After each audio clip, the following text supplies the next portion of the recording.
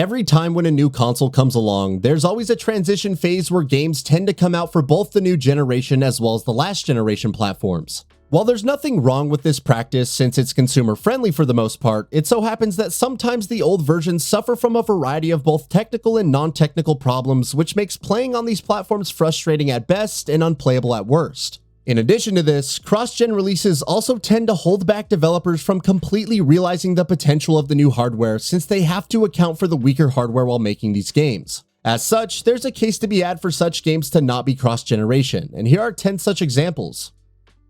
Grand Theft Auto V, Xbox 360 and PS3. Rockstar delivered an excellent open world in the form of Grand Theft Auto V, which features an extensive single-player campaign alongside a live service multiplayer component that continues to rake in enormous cash to this date. Grand Theft Auto V was originally released for the PS3 and Xbox 360, and while it did certainly push those systems to their absolute limits, there were visible signs of cracks all around. The textures were blurry, and the dense world streaming caused loads of slowdowns and frame rate drops, which resulted in a very sloppy experience. Further making matters worse is that support for the online component has been prematurely shut down for these platforms, and those who previously played the game on the 7th generation platforms couldn't team up with those on the PS4 and Xbox One. While that doesn't completely ruin the enjoyment of the game, there's little doubt that it is a compromising experience that would have been best if it was restricted to the 8th gen machines only. Watch Dogs, Xbox 360 and PS3. Watch Dogs wowed players with its impressive first showing, and it was supposed to represent the graphical leap that the new generation of consoles was bringing. But when the game was released in 2013, it felt like a faint shadow of what was originally promised. And while there were plenty of other reasons for that graphical downgrade, the decision to release the game on both the PS3 and Xbox 360 and the PS4 and Xbox One had a lot to do with those issues. You see, if a developer has to make a game for two entirely different platforms, it has to essentially be developed for the weaker hardware first and then upgraded for the new hardware accordingly. As such, many of the graphical features promised with the original reveal were absent in the final release. But even discounting that, Watch Dogs on the PS3 and the Xbox 360 suffer from blurry resolution and inconsistent frame rate, which further worsens the experience. Couple that with the previously discussed knock-on effects of cross-gen development on the PS4 and Xbox One versions of the same game, and Watch Dogs becomes a sadly underwhelming experience on the PS3 and the Xbox 360. FIFA 14, PS2. Annual sports releases such as the likes of FIFA have a reputation for releasing on as many platforms as possible, and FIFA 14 was released simultaneously on the PS2, PS3, and PS4. And as you can already imagine, the PS2 version was pretty different from the PS3 and the PS4 versions. It's an entirely different game, built on a different engine than its next-gen counterparts, which results in a lot of disparity between gameplay elements. FIFA 14 on the PS2 features the same rudimentary movement mechanics as its predecessors, while the PS3 and the PS4 versions feature new momentum-based sprinting among other features which made for a smoother and more realistic experience. Sure, there's a distinct charm to FIFA 14's PS2 version that some fans really adore, but there's little argument that it's lacking in many aspects. Fun fact, FIFA 14 was one of the last games to be released for the PS2. Cyberpunk 2077, PS4 and Xbox One. CD Projekt Red's latest Cyberpunk 2077 has been subject to a lot of criticism, and a lot of that can be chalked up to the developer's decision to make the game a cross-platform release. The dense environments of Night City proved too much to handle for the aging PS4 and Xbox One, and the final results were pretty disappointing to say the very least. Further making matters worse is the litany of graphical glitches and crashes that players on those platforms had to suffer, and that too after waiting for a really long time. As it turns out, the developers at CDPR built the game for the PC platform and then tried to get it to run on 8th gen consoles, which obviously didn't end well. Sure, post-launch updates have made the game much better than before, but it still leaves a lot to be desired. Halo Infinite, Xbox One.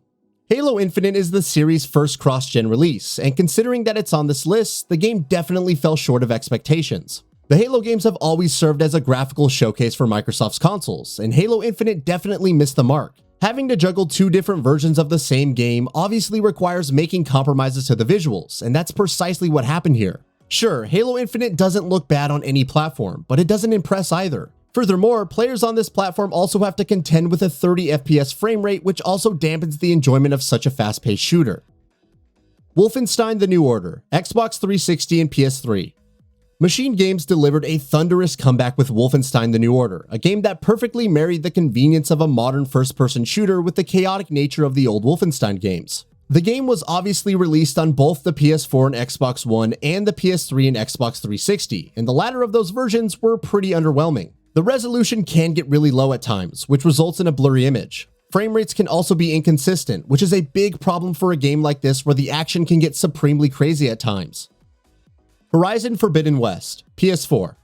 Guerrilla Games has done a magnificent job with Horizon Forbidden West, which has all the trappings of a perfect sequel, right from its gameplay to the story and the graphics. Despite being a cross-generation release, Horizon Forbidden West is easily one of the best-looking games on both the PS4 and PS5. So you might be wondering why we think that the game should have been exclusive to the current-gen consoles from the get-go. Well, the answer lies in the Burning Shores DLC, which ups the ante in several key areas thanks to it being exclusive to the PS5 consoles. We get to see some of the most beautifully rendered clouds peppering the landscape, complex settlement structures brimming with NPCs, and large-scale encounters that were simply not impossible in the base game because the PS5 couldn't handle it. Just imagine if the developers had the liberty to go all in with the base game, and it would have been so much more amazing. Metal Gear Solid 5, Xbox 360 and PS3.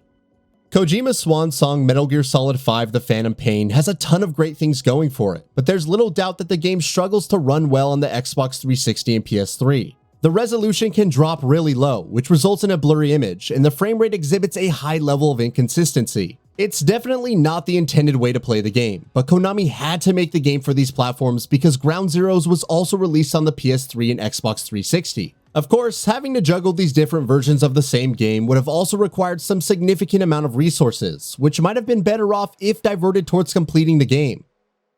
Resident Evil Village, PS4 and Xbox One. Resident Evil Village is easily one of the best games from Capcom as of late, and a lot of that can be attributed to how the game manages to effortlessly switch between different shades of horror, resulting in a thrilling experience through and through. The RE engine is known for being optimized for different hardware, but that isn't the case with Resident Evil Village, which suffers from some nasty issues on the last-gen consoles. On top of having extraneously long loading times, players have to put up with a buffet of problems ranging from screen tearing to frame rate slowdowns and even hard crashes, which definitely soured the experience for last-gen players. Forza Horizon 2, Xbox 360. Forza Horizon 2 was a great sequel that took the racing series to new heights by not only expanding the scope of the experience, but also refining the core tenets that made it such an impressive game in the first place. But a lot of that cannot be said for Forza Horizon 2 on the Xbox 360, which is almost a completely different game that was developed by Sumo Digital. Forza Horizon 2 on the Xbox 360 didn't feature a free-roam open world, Drivatar AI, and impressive weather effects, which were the defining elements of Forza Horizon 2. While there's some fun to be had with this version 2, there's little doubt that it pales in comparison to the Xbox One version, which is superior in almost every regard. And with that, we reach the end of this video. Have anything to say? Let us know in the comments below. Also, we upload new videos every single day on GamingBolt, so please consider subscribing as it really helps us out. Thanks for watching.